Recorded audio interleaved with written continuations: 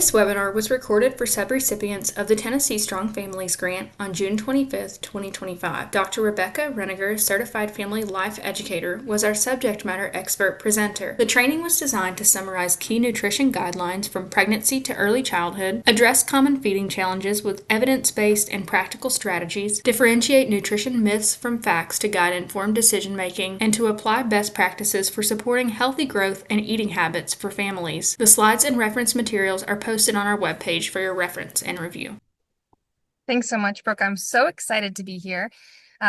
Family nutrition is something that's really close to my heart, and hopefully I will be able to give you all some great information. I won't talk too fast, and I won't get stuck on the things that are that I get really passionate about. So we'll go ahead and get started with our objectives for today's webinar.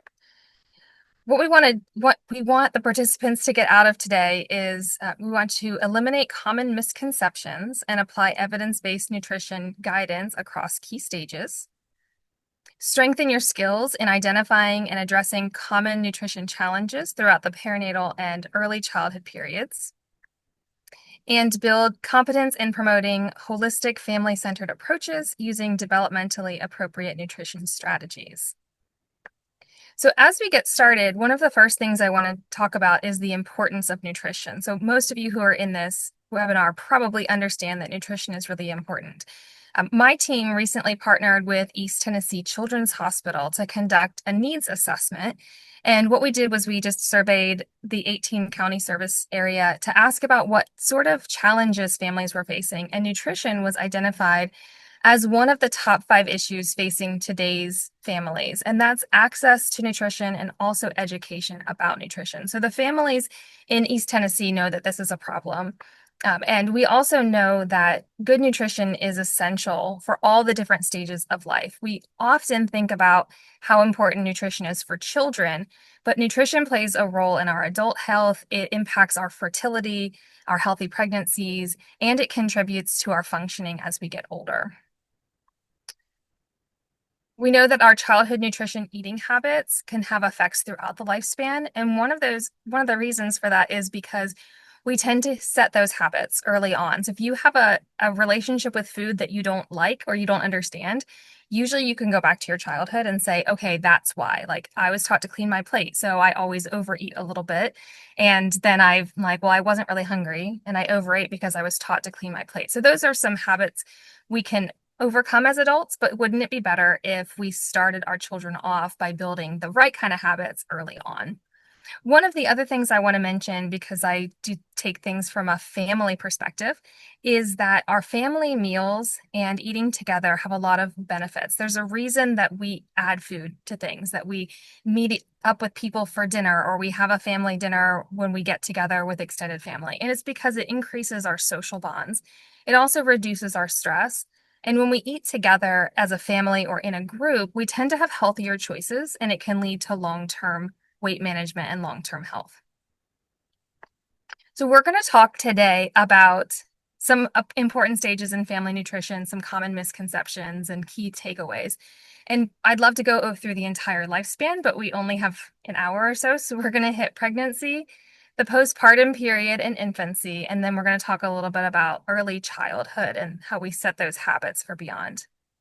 We do have a couple of interactive parts. So I have some myth or facts that I'm going to be asking you and let you drop your answers in the chat. And then we'll be going through some key items and common challenges that families might face. All right, here's our first myth or fact. So what we're going to do is I'm going to read the myth or fact, and you're going to drop in the chat if you're feeling like you want to interact. You're going to drop whether you think it's a myth or a fact into the chat, and we'll see if you are right. So the first one is, during pregnancy, you should be eating for 2. And I'm going to give you just a couple seconds to drop some stuff in the chat. All right, hopefully you all said myth. That is a myth. During pregnancy, the amount of calories that we take in depends on a lot of different factors, including where you are in the pregnancy, your pre-pregnancy weight, your activity level, even the size of the baby, if you have a smaller baby versus a larger baby. In general, during that first trimester, you may need no extra calories or up to 100. The second trimester, pretty standard, about 300 calories extra per day. And then when you get into that third trimester and your body's working really hard, you're up to like 400 to 500 calories. One of the things I like to think about when we're talking about eating extra during pregnancy is what that 100 to 500 calories looks like. So 100 calories might be one serving of fruit, an apple, a banana, a bowl full of strawberries. It could be a half a cup of yogurt, like thinking like the little individual packs that you get, or something really little like 1 tablespoon of peanut butter or 2 or 3 cubes of cheese. So 100 calories isn't really a lot. What I like to recommend to people who are like, hey, I'm pregnant, what should I be eating? How am I make sure I'm getting enough calories? Is to encourage them to add an extra serving of vegetables and an extra serving of fruit to their day. And that's going to get them pretty close to like 200 calories for that second trimester. And then once they get closer to the end, then adding in an extra meal. So just snacks at the beginning. All right, so what are some key items here during pregnancy? The first one, calorie requirements and weight gain. We just talked about calorie requirements. Those are going to increase as you progress through pregnancy. Your weight gain is going to do the same thing. You can't be pregnant without gaining weight typically. And we're looking for a minimum of 15 pounds, but a healthy pregnancy is closer to 25 to 35. Again, completely depends on your size before pregnancy. If you were slightly underweight before the pregnancy, you might want to gain a little bit more.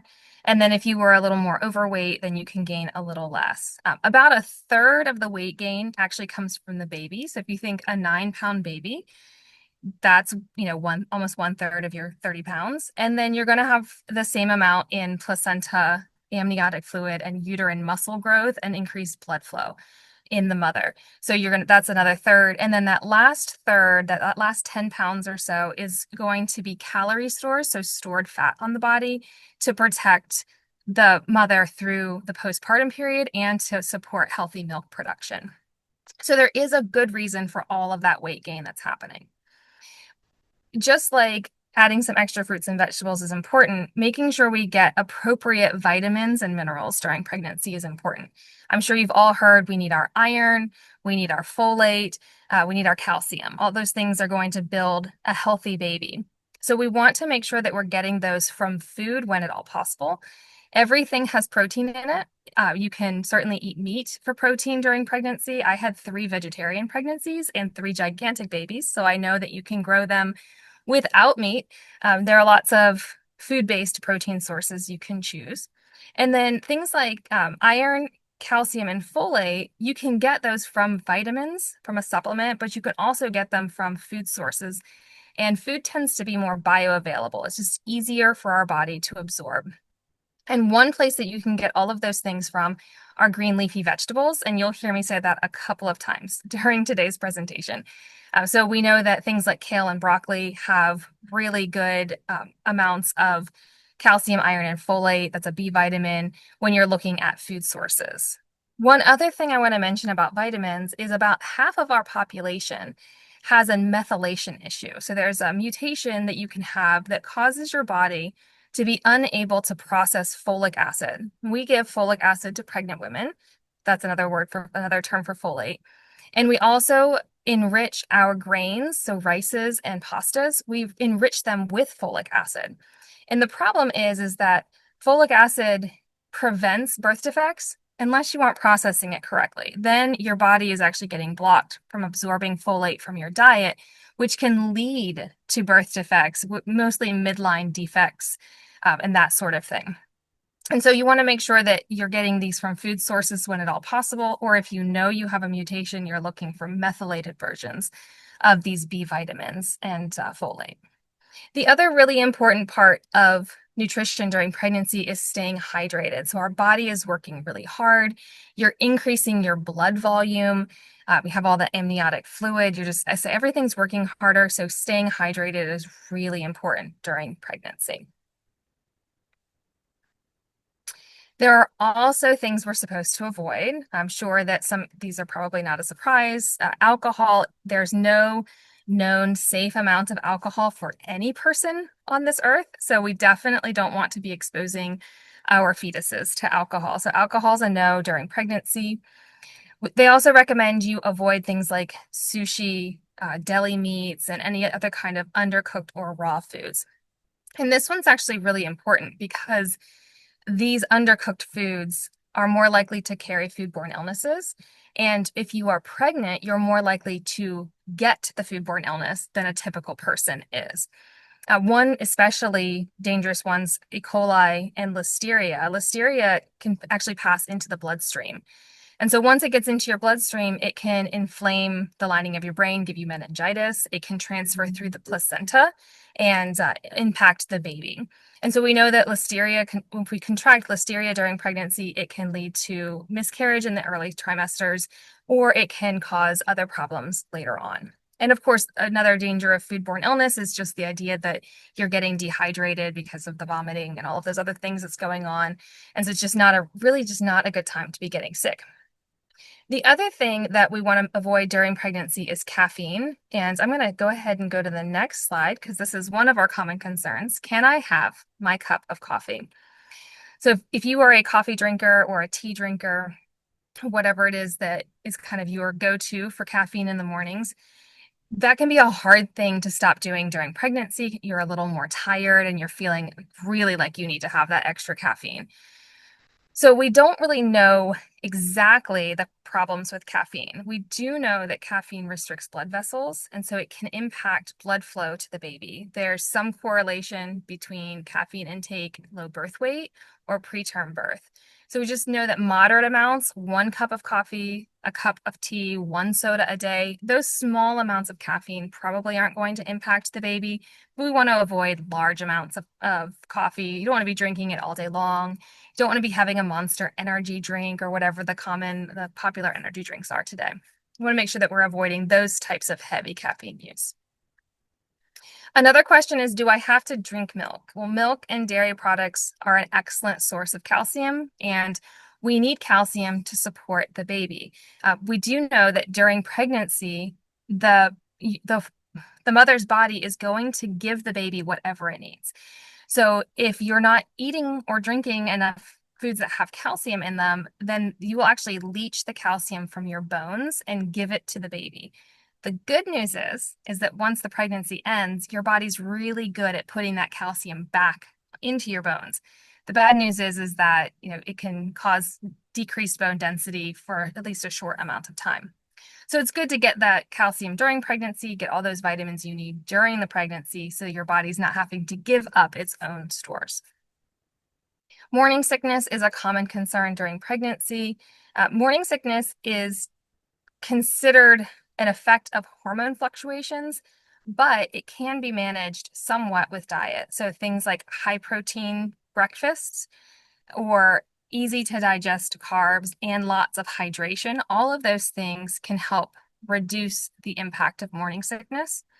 And that goes for any time of your life when you're having hormonal fluctuations and you're having side effects. You can try those high proteins and lots of hydration and see if that can help you combat those effects as well.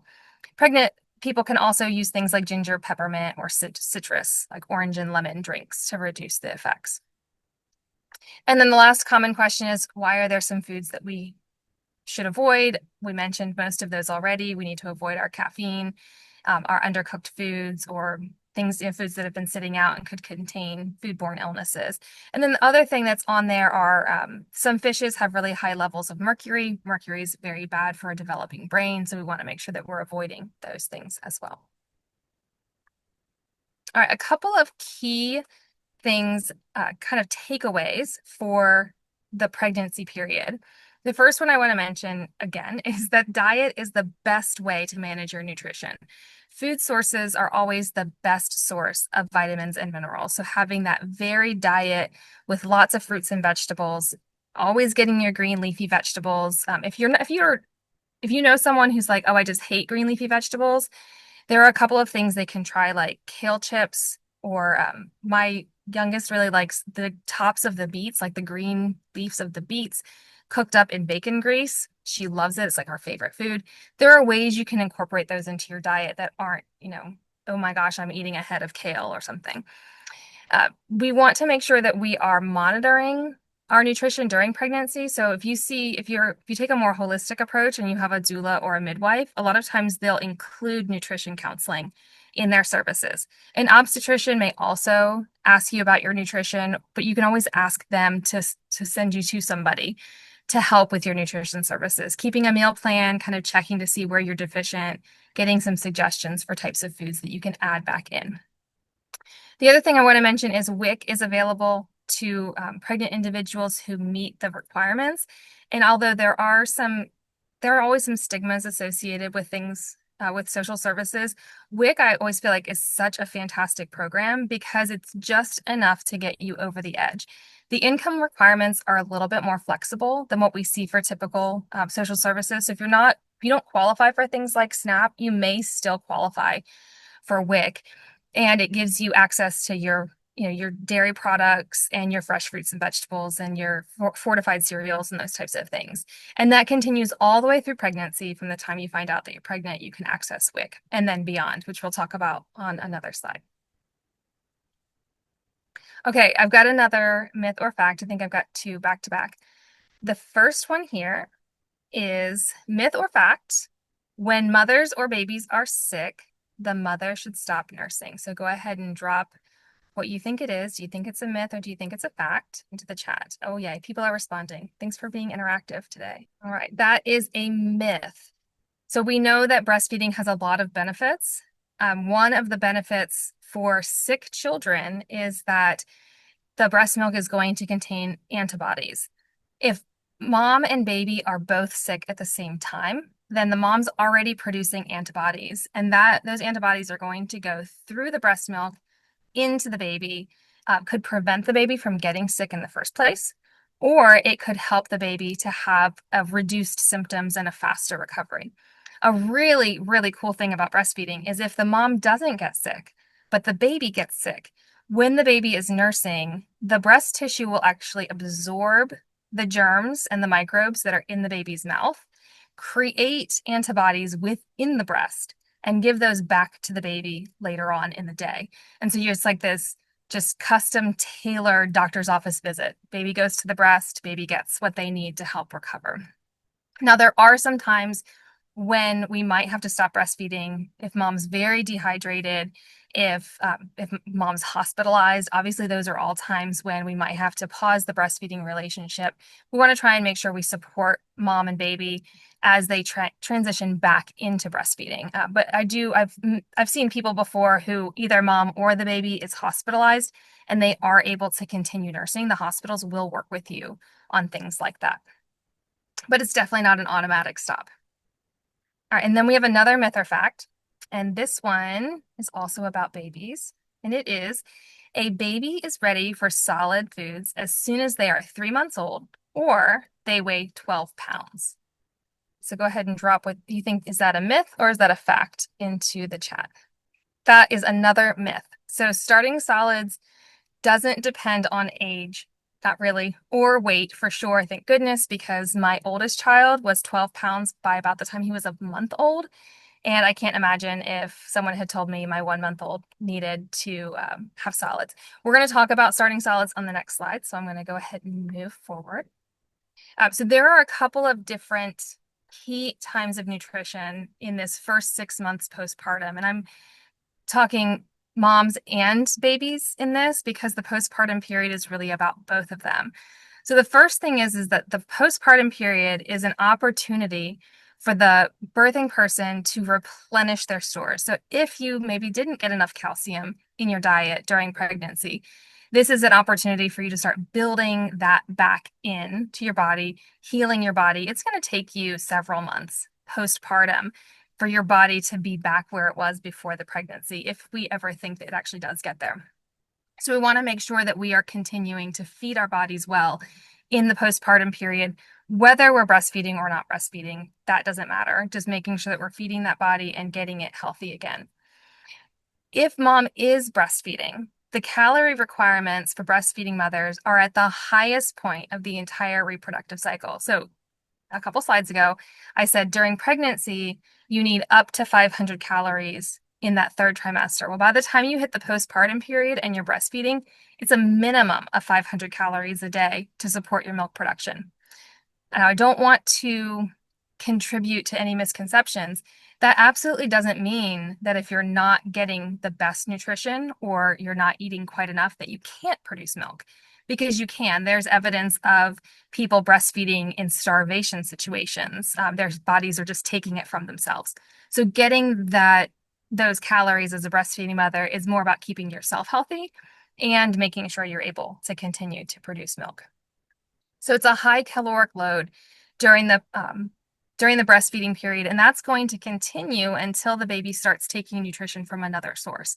So whether we start to supplement with formula, whether we start adding complementary solid foods, or we start to wean, whenever that point is, mom's going to continue to need a lot of calories during that period of time whenever they're producing milk. As far as infants, there's some predictable growth patterns and things that happen right after birth. So the first thing is, I'm sure you probably know this, that babies tend to lose a little bit of weight after birth. This is a normal experience for babies. They're actually born with a little extra weight so that they can establish feeding and get that going. Most of the time, we're not overly concerned about a 5% weight loss. So in a 6-pound baby, that's, a handful of ounces, 4 or 5 ounces. We start getting worried when babies lose a lot of weight after birth. We have seen that with so many moms getting IV fluids during labor and delivery, that we're seeing a higher weight loss. So if mom has IV fluids going into her body, the baby is also getting those fluids. And so just like you would see a little bit of swelling in the mom post-birth that then goes down, you're seeing the same thing in the baby. So babies whose moms have IV fluids might lose a little bit more weight than they otherwise would have. Sometimes this is considered a feeding issue, and then we step in and try and supplement. So that's just something to be cautious of if you or somebody you know, or if you work with infants and mothers. So we want to make sure we're waiting as long as possible before we supplement, knowing that babies are designed to lose a little bit of weight. And then after they've lost that weight, they're going to regain it within a couple of weeks as long as feeding is going well. And then they're going to surpass their birth weight and start gaining. We know that babies tend to double their birth weight by about 6 months old, although the patterns of that might be a little bit different. In my experience and in what I've seen in the literature is that babies who are being fed formula tend to have a really steady growth rate. They start growing at birth and they continue until they hit 6 months old. They almost always double that birth weight by 6 months. A breastfed infant might grow in a little bit of a different pattern, so they might be a little slower to start off at the beginning. And then they may grow a whole lot between 1 month and 4 months. All of mine had doubled their birth weight before 6 months by 4 or 5 months, and then they kind of plateaued and they didn't gain a whole lot from 5 to 6 months. So a lot of times, because we've kind of fallen out of understanding of breastfeeding as the norm, is that when we see breastfed babies doing things a little bit differently than formula fed babies, our first step is often, well, there must be a feeding problem. So that's just my encouragement to say, think about growth patterns maybe being different between those two groups. And then, so after they've doubled their birth weight, they hit around 6 months. Now maybe we're ready for starting solids. So we know that we should be having breast milk or formula only for the first few months, and then we're ready to start solids. So the key indicators for starting solids are going to be that the child can sit up all by themselves unassisted. They're not doing the little weeble wobble fall over thing. Usually we want them to be able to either pick up food in their hands or use a spoon, whichever one is fine. And then we want them to show an interest in their food, probably have a tooth or two. And what the kind of the key one is they've lost that tongue thrust reflex. So that tongue thrust reflex helps them prevent choking. They're used to sucking on things, but they don't want to suck on something they could choke on. So they have this reflex to protect them. If you've ever watched somebody feed their baby a puree or maybe a baby cereal, and the spoon goes in the mouth, and then the spoon comes out, and then the food comes out, like they just stick their tongue out and the food comes out like this little food waterfall, that baby probably isn't ready for solids. And that's a concern because if they're not ready for solids, it could mean that their intestine and digestive system is not actually ready for solids. So starting solids too soon can lead to some digestive issues throughout the lifespan. All right, and then the big debate during the postpartum period is breast or bottle. So we know that modern formula meets the nutritional needs of infants. We've had this, 30, 40, 50-year experiment where we've watched people grow and develop and live on formula from birth until they start solid foods. So we know that that is an acceptable way of feeding our children. We also know that there's so much going on with breastfeeding that we don't understand, and that includes it changing throughout time. So a formula fed baby is going to get the exact same nutritional composite from the time they're born until you either change them to a toddler formula or start feeding them something different. A breastfed baby is going to get a different composition of sugars and proteins and water throughout the day, throughout the week, and from the time they're born until they're older. It's a constantly changing mix to try and meet the need of the baby. We also know that they're getting those antibodies, they're getting some growth factors, they're just getting all kinds of things that we don't even understand. So if breastfeeding is possible, breastfeeding is going to be the best option for baby. It's also protective for mom. The good news is that breastfeeding is a dose effect. So if you're only breastfeeding for a couple of weeks, you're still protecting the baby. If you're doing a hybrid formula and breast milk combined from birth until whenever you change that situation, you're still getting the benefits of breastfeeding. So it's not an all or nothing sort of thing. We want to encourage people to breastfeed as much as they can and want to do. One thing I have learned uh, coming out of my nutrition education and my own breastfeeding background into more of a family science thing is the idea that while we know that breastfeeding is the best thing, we also know that there's not a lot of social support. There's not a lot of education around breastfeeding. And sometimes people don't know where to go for their resources, or they feel shamed for breastfeeding, or for choosing a different feeding method. So when I talk to practitioners today, I always try to encourage them, follow the lead of the parents. If a parent comes in and says, I'm really dedicated to breastfeeding, then the answer to their problem is not, well, it's okay, you don't have to breastfeed, formula is fine, because that's downplaying the goals of the parent. And if a parent comes in and is formula feeding and is comfortable with that choice, then we don't want to shame them and tell them they should have breastfed, because again, that's not supporting the goals of the parent. So while I think all babies should be breastfed, I tend to rely on supporting the parent's choice. That's best for mother's mental health long term. It's going to decrease depression and anxiety and feelings of guilt about their choices as a parent, because parenting is hard enough. Okay, so some common concerns. We've talked about a couple of these a little bit. So avoiding foods. During pregnancy, you had to avoid a lot of foods. During breastfeeding, there are no foods that you have to avoid. You actually can even drink alcohol while breastfeeding as long as the timing is right. It's not really going to pass to the baby as long as you're not over consuming. Allergies and sensitivity, that's a common issue when we're talking to parents. Oh, I think my baby might be allergic to my milk or to this formula that I'm using. There is some evidence that some proteins can pass through the mother's milk into the baby. This is especially things like cow milk. So if anyone in the family history is lactose intolerant or has an allergy, very well could be that the baby is showing some signs of that. You can do things like reduce that food in your diet and continue to breastfeed, or you can make a change and switch to a different formula, switch to formula feeding from breastfeeding, and those types of things. Allergies and sensitivities should probably be evaluated by a medical professional, but an elimination diet is a okay first step to say, hey, if I cut the milk out of my diet, is it going to make my baby behave better, stop having this rash, do those types of things? Knowing if baby is getting enough milk is a really common thing, especially for breastfeeding parents, but it's also a question for people who are formula feeding. So you have to continue to give formula fed babies more ounces of milk as they get older because they need more calories. You don't have to do the same thing with breastfeeding, because breast milk becomes more calorie dense as the baby gets older. So they just kind of need the same amount volume of ounces of milk and they're going to naturally get more calories. One great way of checking to see if the baby is getting enough milk is something coming out, because if food is going into the baby, then we're going to have wet and dirty diapers coming out of the baby. So if we're making plenty of wet and dirty diapers and the baby generally seems happy, they're not giving you feeding cues or crying all the time, and they look like they're gaining weight, they're probably getting enough milk. But it is just a common concern, and sometimes all parents need is just reassurance that they're doing okay. Like, yeah, your baby's probably getting enough milk. They're probably going to be all right. Um, can the baby have water?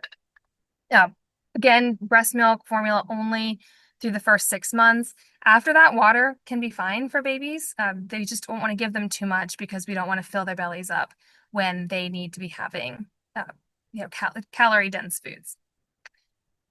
A common question, especially for breastfed babies, is does my baby need vitamin D, fluoride, or iron supplements? So we know that formula companies add a lot of these things into the formula to make it more comprehensive and meet the needs of babies.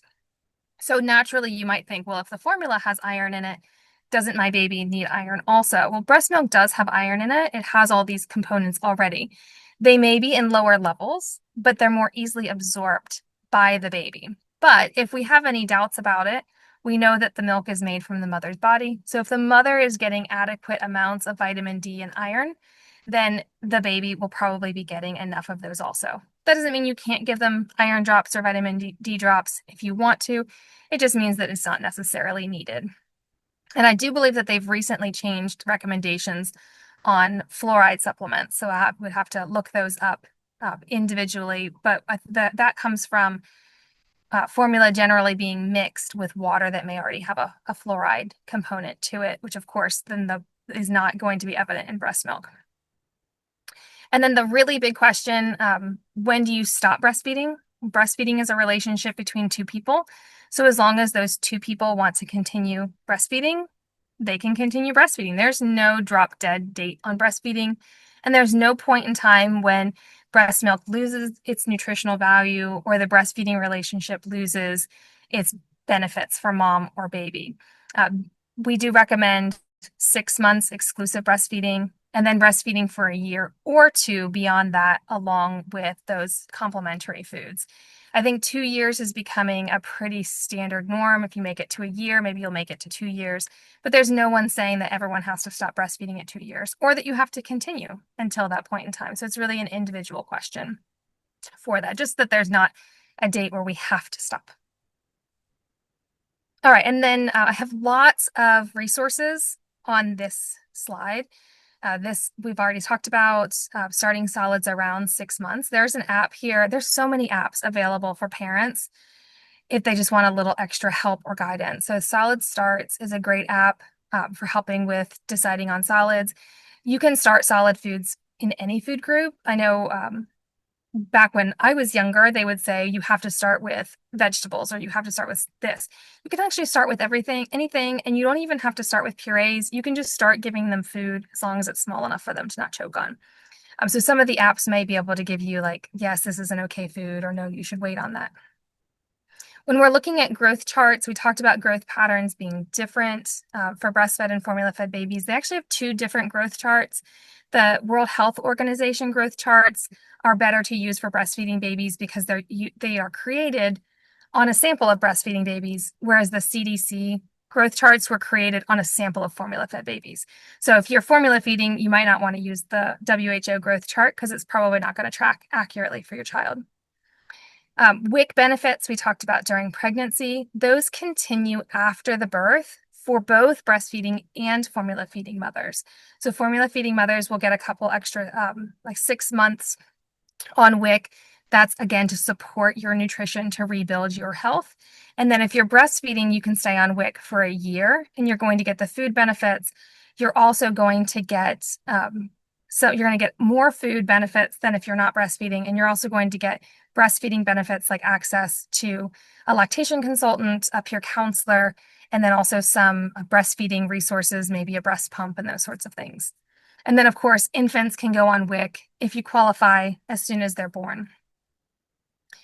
There are a lot of free breastfeeding resources available through things like the Tennessee Breastfeeding Coalition, the Leche League of Tennessee, and then, of course, WIC for qualifying families.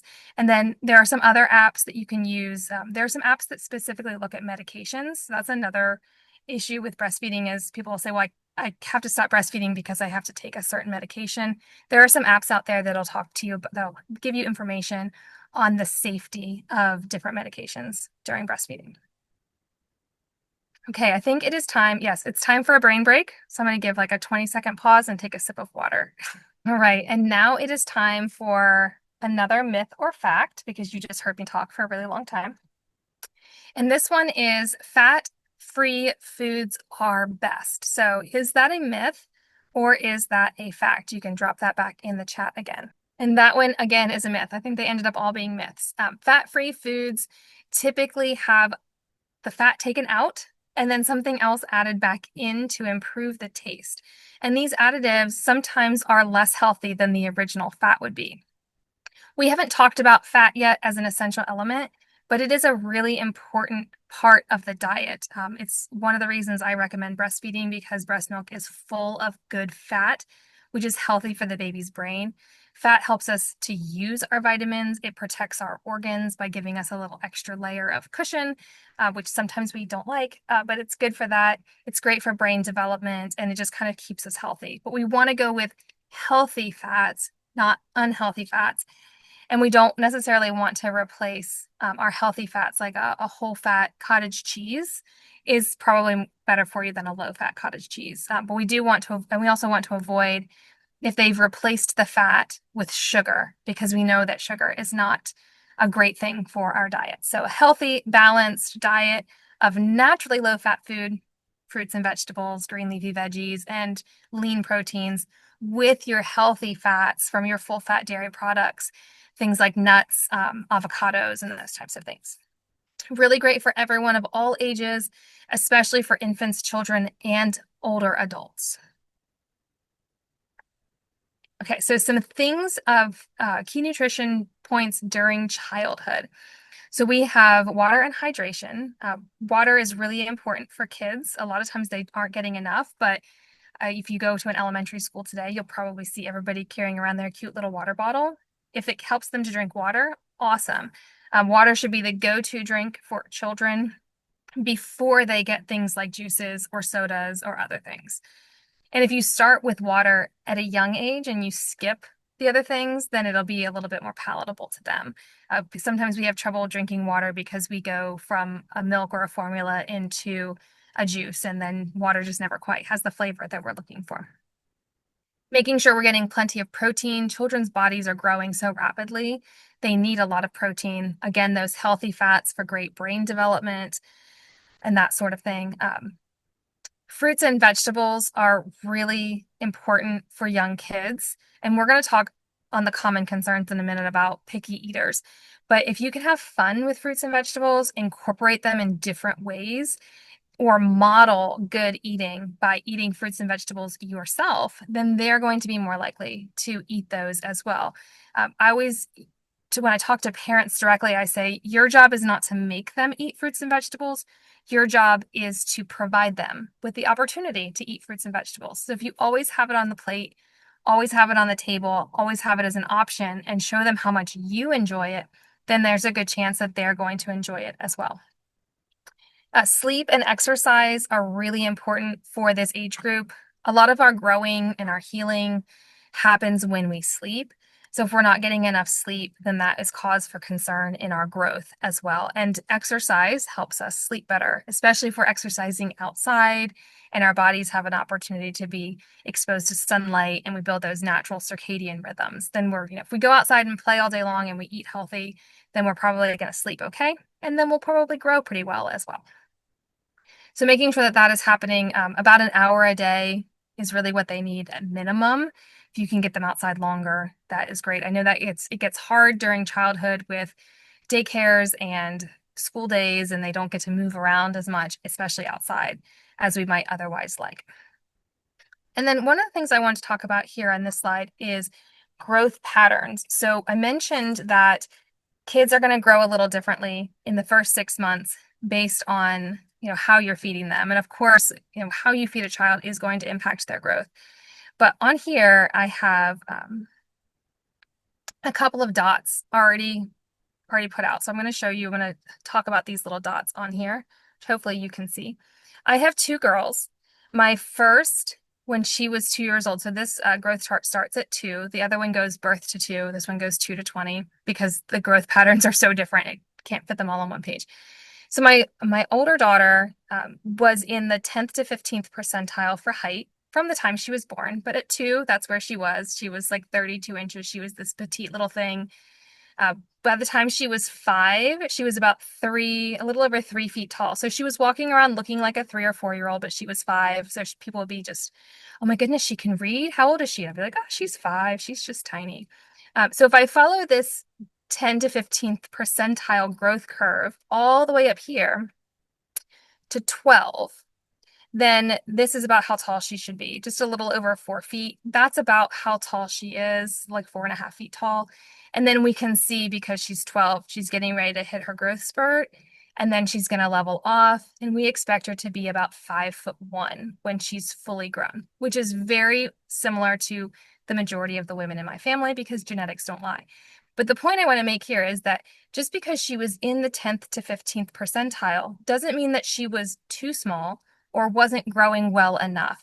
That was just where she fit. She fit on this curve all the way through, and she'll continue to fit on that curve through adulthood.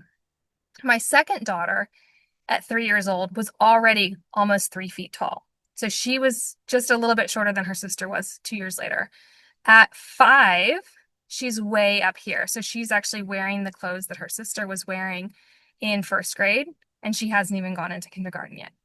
But she stayed right there on that 75th percentile or so. So we expect as she gets older that she's going to land somewhere up here and be about 5'6" or 5'7", which follows the other half of my family. We have some tall women on one side. So again, just because she's up here doesn't mean that she was too big or that I was feeding her too much or anything like that. That's just her normal curve.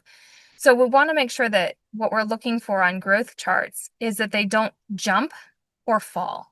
But as long as they're staying kind of in that same little curve, that same little line, back and forth, a little bit of back and forth is fine. Then we know that they're probably growing in a pretty healthy way. All right, common concerns. How much should my child be eating? I'm going to try and go through this quick because I know I'm getting close to the end of my time. Calorie ranges for children vary immensely based on their age, their activity level, and their size. So it may be as few as 1,000 calories a day. It may be as more as 3,000 to 4,000 calories per day. So my 5-year-old, who's the bigger girl, actually requires about the same number of calories as my 12-year-old because she's more active and she's just a big kid and she's growing right now. I have a 15-year-old son who weighs the exact same amount as I do. He's a little bit taller, and he needs about twice as many calories as I do because I'm not growing and he's growing and super, super active. So he needs a lot more calories. So when we're looking at this, one of the things I like about the My Plate look is that we're worrying less about how much they're eating and worrying more about the quality of food that they're getting. So making sure they're getting a little bit of protein, a fruit, and a vegetable every single day, they'll fill in the rest. If the child doesn't want to eat. So typically from the time they start solids until they're about 7 or 8 years old, the child is not going to starve themselves. Typically, there will always be someone who denies food because they're stubborn or has another reason. But usually they will eat when they're hungry. So as long as we're making that food available and encouraging them to eat, eating as a family will encourage kids to eat as opposed to putting them at the table by themselves. So all of those things will help them to eat. Sharing a meal with them or sharing a snack with them, all those things will encourage them to eat. After age 8, especially for girls, we can see food refusal because of body image issues. And so at that point in time, if the child's 8 years old or older, we might want to think about evaluating whether this is a pattern of not wanting to eat because of a body image issue. Things that we can avoid giving children. We want to make sure they're getting the healthy stuff, of course. I would never say don't give your kids sugar, but just try to limit that. Make it at an acceptable amount. Make it a treat. You don't need a treat every single day. You don't need a treat at every single meal. You can have it once or twice a week. You can incorporate fruits or yogurts or something like that as desserts and treats, as opposed to always giving, chocolate bars and ice creams or those types of things. So just healthier choices, kind of in day in, day out basis. And again, you don't have to avoid fast food or avoid pizza. These kids down here eating pizza are super cute. But just making those occasional treats as opposed to every single meal every single day. We do want to limit processed foods. Uh, you may have heard about how bad salt is. It's not necessarily table salt, it's more the sodium content of those processed foods. So anything that's boxed or canned or packaged is going to have a higher sodium content, and that's not great for our kids. Energy drinks are another thing that we want to avoid. Caffeine, we mentioned, decreases blood flow. It impacts sleep, which can impact growth. So we want to avoid giving energy drinks if we can. And then the other thing is what makes a child overweight? So childhood obesity is a continuing problem. I won't say growing problem. It's a continuing problem. It's been a problem for several years, through at least a decade now. So how do you determine if your child is overweight? One of the ways that your doctor might look at whether or not a child is overweight is through BMI. So this is our last interactive little piece in the presentation today. These are my three kids. I had to get them in the presentation somewhere. I know the BMI for each of them based on their height and weight. So my question to you is, which of these children, or multiple children, which of these children do you think has a healthy BMI? You can go with the tiny dancer, the big dancer, or the baseball player.